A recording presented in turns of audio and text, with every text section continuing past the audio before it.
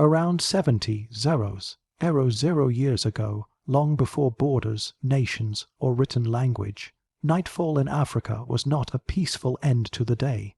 It was the most dangerous moment of human existence. As the sun sank behind the acacia trees and the savanna cooled rapidly, the land transformed into a hunting ground dominated by predators perfectly adapted to darkness. Lions, leopards, hyenas, and saber-toothed cats emerge from concealment, their senses sharper than any human's, their patience infinite, their hunger relentless. For early Africans, night was not a time to sleep. It was a test of survival.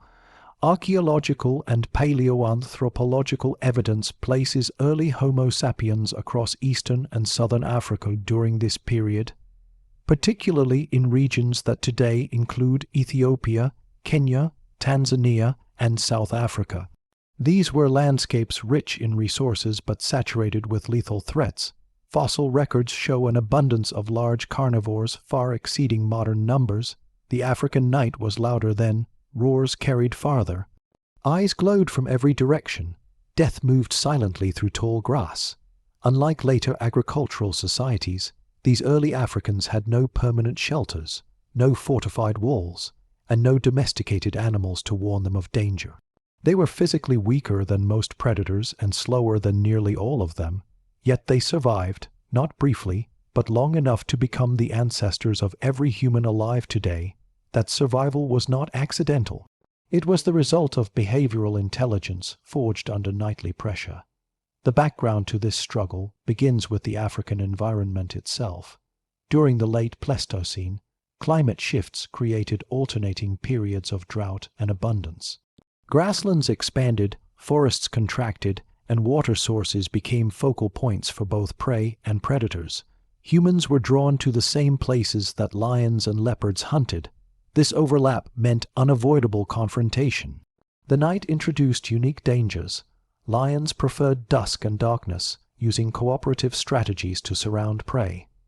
Leopards hunted alone, silently, capable of dragging a full, grown human into trees without a sound. Hyenas operated in clans, their laughter echoing as psychological terror long before an attack. Fossilized human bones bearing carnivore tooth marks confirm that early humans were prey, not just competitors. Fire, often romanticized as an early universal tool, was not always reliably available. Evidence suggests controlled fire use was intermittent and region-dependent. Even where fire existed, maintaining it through the night required constant vigilance and fuel, both difficult to secure. Fire alone was not enough. The true survival strategy lay in social behavior. Humans clustered tightly at night, forming defensive sleeping groups rather than dispersing. Archaeological sites show repeated use of elevated or enclosed locations such as rocky outcrops, cave mouths, and cliff bases. These were not chosen for comfort, but for limited access points. Predators relied on surprise. Humans chose terrain that denied it. Sleep itself changed. Early Africans did not experience long, uninterrupted rest. Instead, they slept in shifts. This pattern, supported by modern studies of hunter-gatherer societies, ensured that at least one person was always awake. The human brain adapted to lighter sleep, easily disturbed by unfamiliar sounds. Nighttime alertness became an evolutionary advantage. Weapons were simple but effective. Sharpened wooden spears, stone tools, and throwing rocks created noise and confusion rather than direct kills. Humans did not need to defeat predators. They only needed to convince them that the risk was not worth the reward. Group shouting, synchronized movement, and aggressive displays exploited predator caution. Even lions prefer certainty. Cultural memory also played a role. Knowledge of dangerous zones, predator behavior, and seasonal patterns was passed orally across generations. Children learned early which sounds meant immediate danger and which could be ignored. Survival was not individual, it was communal and cumulative. The consequences of these nightly battles extended far beyond mere survival. The pressure of nocturnal danger shaped human psychology. Cooperation became essential. Communication grew more complex. Empathy and trust were not abstract virtues but life-saving tools. Those who failed to integrate into the group did not survive long enough to reproduce. This period forged one of humanity's defining traits: social intelligence. While predators relied on teeth and claws refined over millions of years, humans developed something more adaptable: strategy, memory, planning. Fear itself became a teacher rather than a weakness. By surviving the African night, early humans gained something no predator could take from them: the ability to learn from danger and prepare for the next sunset. This was not just endurance, it was the foundation of human dominance. By approximately 60,000 to 50,000 years ago, surviving the African night was no longer based only on fear and reaction. It had become systematic. Early African communities began transforming the landscape itself into a defensive tool, reshaping how and where they slept so that darkness worked against predators rather than for them. The first major shift was shelter selection. Humans did not randomly settle. Archaeological evidence from sites such as Blombo's Cave in southern Africa and Pinnacle Point along the Cape Coast shows repeated, intentional use of specific locations over thousands of years. These places were chosen because they reduced angles of attack. Caves with narrow entrances limited access. Elevated rock shelters forced predators to approach uphill, exhausting them and revealing their movement. Cliff-backed camps eliminated rear attacks entirely. These shelters were not permanent homes in the modern sense. They were seasonal strongholds. Groups returned to them when predator density was high or during vulnerable periods such as childbirth and infancy. The repetition of these sites over millennia proves they worked. Sound management became another crucial survival strategy. At night, silence meant danger. Humans learned to control noise deliberately. Low-level conversation, coughing, rhythmic tapping of tools, and controlled movement communicated constant awareness. Predators depend on surprise and uncertainty. A human camp that never fully went quiet signaled alertness and resistance. This behavior is mirrored today among Hadza and San Hunter gatherers, whose nighttime camps are filled with subtle human noise even during rest. This is not accidental culture. It is inherited survival behavior. Fire, where available, was used strategically rather than continuously. Instead of large flames that attracted attention from miles away, small, low fires were positioned behind human groups, backlighting approaching predators and masking human silhouettes. Ash rings and fire-reddened stones at archaeological sites confirm repeated, controlled use rather than random burning. Humans also began using scent and waste management as defense. Predators are drawn to blood, decay, and human remains. Camps were kept clean, butchering was done away from sleeping areas, bones were crushed or removed, waste was disposed of downwind. These practices reduced predator curiosity and prevented camps from becoming recurring hunting zones. Weapons evolved in purpose. Spears were not only for hunting animals during the day. At night, they were defensive extensions of the human body. Long wooden shafts tipped with stone created reach that mimicked predator claws. Even if ineffective for killing, they allowed humans to maintain distance, which predators instinctively respected. Group positioning mattered. Elders, children, and the injured slept at the center. Strong adults formed outer rings. This human shield system appears across multiple regions and time periods, suggesting it emerged independently because it worked. Perhaps the most significant change was psychological. Humans stopped viewing the night as uncontrollable chaos. They learned predator patterns. Lions hunted along game trails. Leopards favored trees near water. Hyenas tested camps repeatedly before committing to attack. This predictability allowed humans to anticipate danger rather than merely endure it. Storytelling likely developed partially from this need. Nighttime narratives were not entertainment.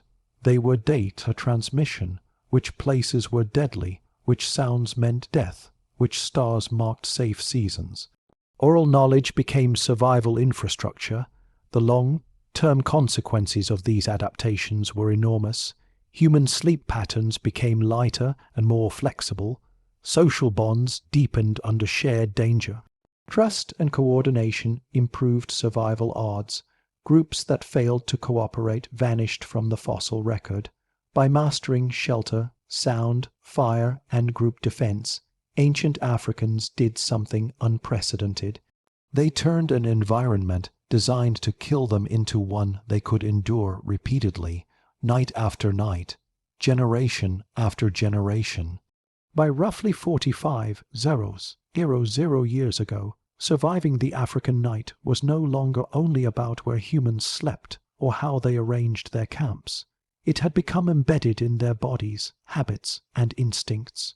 The human organism itself adapted to darkness, filled with predators, shaping behavior, physiology, and emotional response in ways that still influence humans today. Clothing played a critical but often misunderstood role. Early African garments were not primarily about warmth. In many regions, night temperatures dropped sharply, but the greater threat was exposure while remaining alert. Simple cloaks made from animal hides or woven plant fibers served multiple purposes. They muffled movement, reduced skin scent dispersal, and allowed individuals to remain still for long periods without shivering. Shivering is noisy. Noise attracts attention. Clothing also altered body outline. Draped hides blurred the human silhouette, especially when sitting or crouching near rocks or vegetation. Predators identify prey partly by shape and movement. Anything that disrupted visual recognition reduced risk.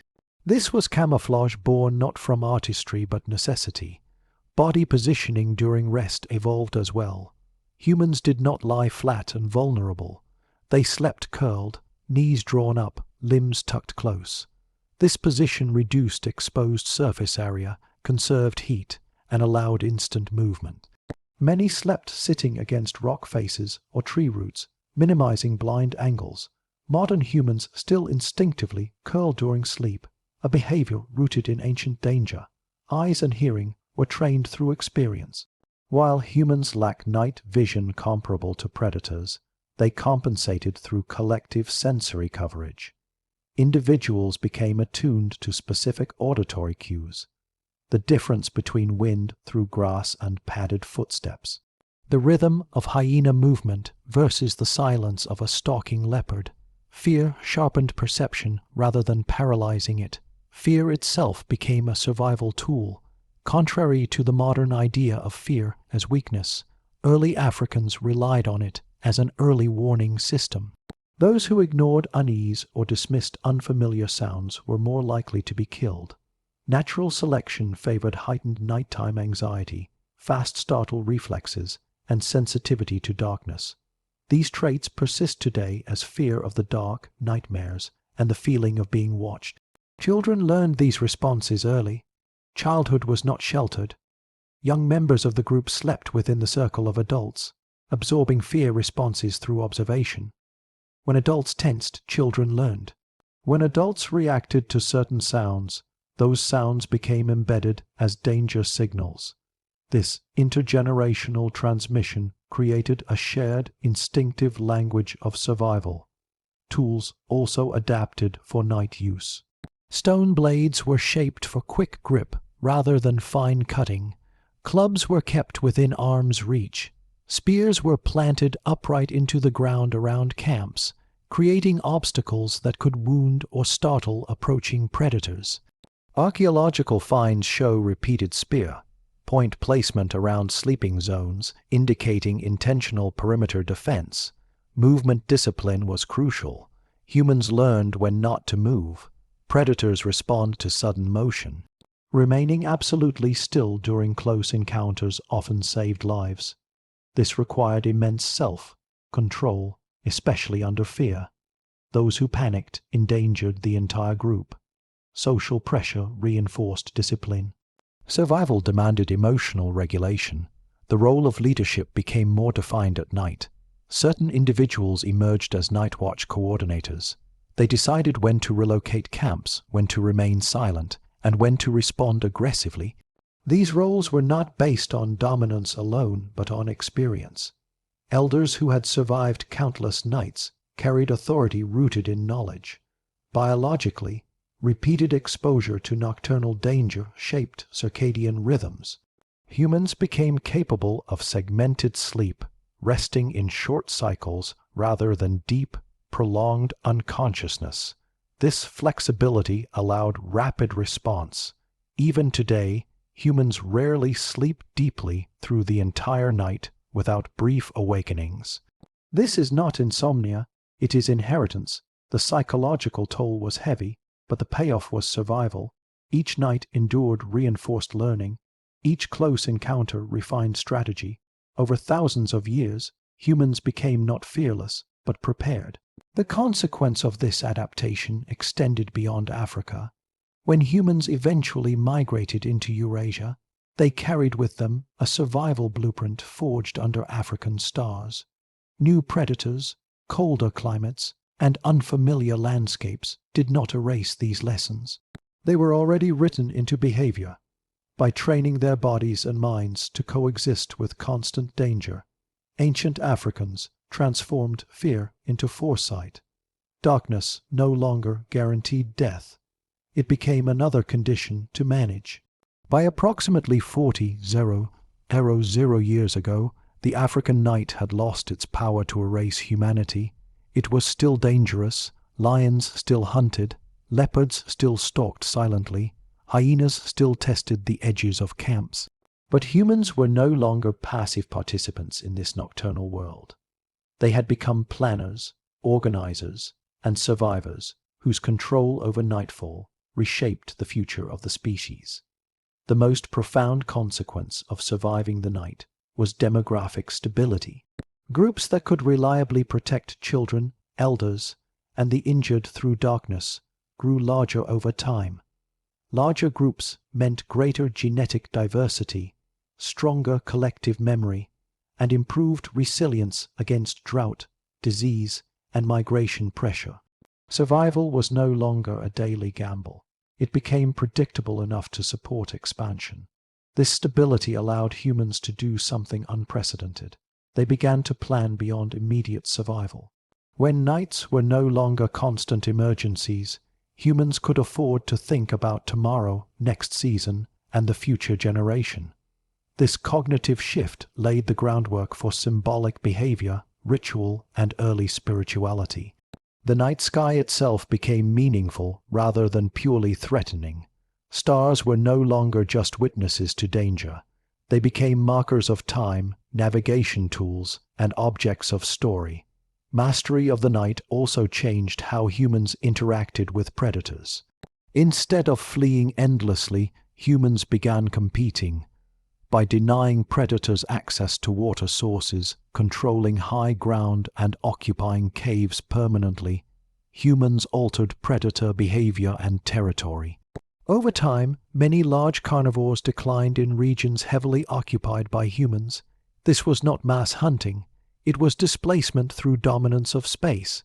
This process explains a critical pattern in the archaeological record. Wherever humans established long-term night-secure camps, predator remains decreased sharply over time. The balance of power shifted quietly but permanently. Social structures grew more complex as nighttime survival rewarded coordination. Trust became currency. Individuals who endangered the group were excluded. Those who protected others gained status. This selective pressure favored empathy, cooperation, and moral codes long before formal law or religion existed. Ethics emerged not from philosophy, but from the need to survive the dark together. The human relationship with fire matured during this period. Fire was no longer simply warmth or light. It became controlled technology. Humans learned when to extinguish it, when to conceal it, and when to use it as deterrence rather than attraction. This nuanced control marked a technological leap that later supported cooking, toolmaking, and eventually metallurgy. Perhaps the greatest legacy of surviving the African night was mobility. Humans who could sleep safely anywhere were no longer bound to specific refuges. They could cross open plains, deserts, and forests.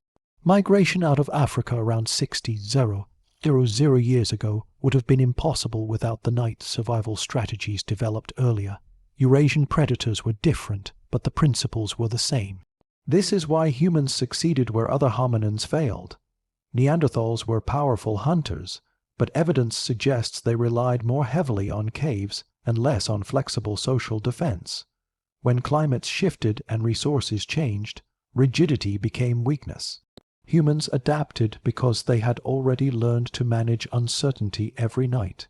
Even modern human behavior carries the imprint of this ancient struggle: fear of darkness, preference for sleeping near others. Anxiety triggered by unfamiliar sounds at night.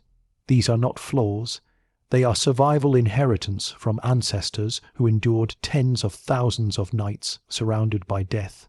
The African night did not make humans dominant through strength. It made them dominant through intelligence, cooperation, and foresight. Civilization did not begin with cities or agriculture.